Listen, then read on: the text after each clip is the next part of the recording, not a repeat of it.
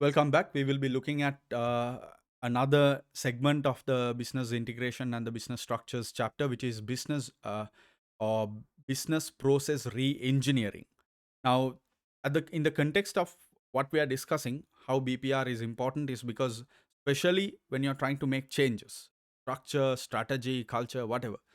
So the idea is that in terms of how activities function and interrelate, this essentially makes up organizational processes.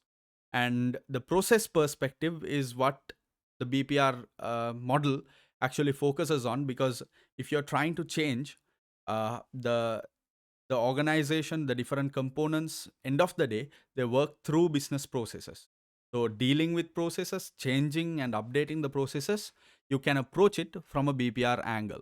What exactly is BPR? The official definition is that it is the fundamental rethinking and radical redesign of business processes to achieve dramatic improvements in critical contemporary measures of performance such as cost, quality, service, and speed. Improved customer satisfaction is often the primary aim. So, what are the things we are taking out from that definition?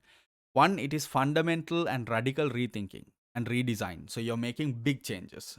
The other is that you're expecting to improve business processes. So, you're hoping to change, or you do this uh, through changing business processes. And then the changes you make, you want them to be dramatic. You want them to have big impacts, and ultimately it has to help you improve your cost, quality, service, and speed. These are the four main aspects. And why we look at those through BPR exercises is because in BPR the main focus is customer satisfaction. You're doing everything to improve your customers satisfaction. So you can take a look at the illustration.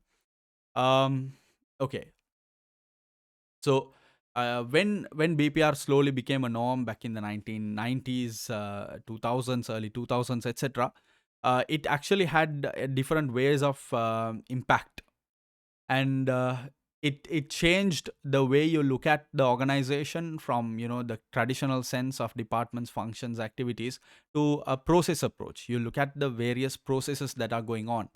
Employees will need to retrain in order to gain additional skills. The change generally required good communication and leadership. And it also, why, as I said, it became popular back in the 1990s, 2000s, is because BPR is what allowed a lot of organizations to switch from manual or analog to digital, or bring in IT, especially in the Western side of the world, where adoption of IT was a big deal. The network, internet boom, and everything, all of that happened in the 1990s. So BPR was the name they gave to the major switches they were making from the traditional approach to work or business to the IT based approach. So, can BPR improve organizational performance? Yes, it can. We will take a look at it. But one other point that I want to mention is that if you want to go ahead with implementing BPR, you will have to make investments with rather sophisticated and necessary systems, because you're trying to do fundamental rethinking and radical redesign. So, in a nutshell, what it means is you're trying to make big changes. So you might have done something for 30 years in a certain way, and you're trying to, either it's a new machine, either it's a new technology, either it's a completely new software. So you're making big changes. You're not making little improvements.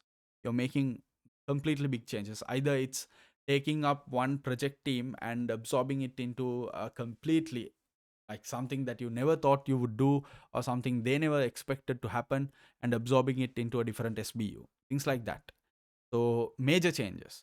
So, when you do major changes like that, you might have to be ready to make major investments as well. So, that's generally associated with every BPR exercise. BPR exercises are generally very investment intensive.